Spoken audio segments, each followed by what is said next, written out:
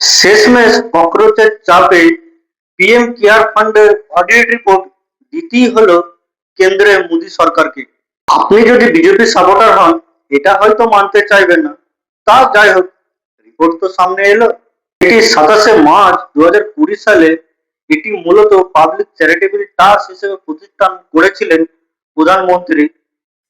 20শে August 2026 পর্যন্ত সর্বশেষ audit report অনুযায়ী 2024-25 সালের মোট ব্যালেন্স 8,452.95 কোটি। টাকার পরিমাণটা বুঝতে পারছেন? 2024-25 সালের খরচ মাত্র ওই 90 লাখের কাছাকাছি। 2020 সাল থেকে 2026 পর্যন্ত যে খরচের লিস্ট সেটা আমি দিয়ে দিলাম, আর 2026 সালের যে অডিট রিপোর্ট সেটাও দিয়ে দিলাম, আপনারা দেখে নিতে পারেন। এত পরিমাণে টাকা থাকা সত্ত্বেও গত বছর আসামে বন্যা হয়েছে, আমাদের ওয়েস্ট বেঙ্গলে বন্যা হয়েছে, পাঞ্জাবে বন্যা হয়েছে, উত্তরাখণ্ডে পাহাড় ধসের কারণে অনেক ক্ষয়ক্ষতি হয়েছে। তার সত্ত্বেও পিএম কেয়ার ফান্ড থেকে কেন কোনো সাহায্য করা হয়নি তার কোনো সদুত্তর নেই।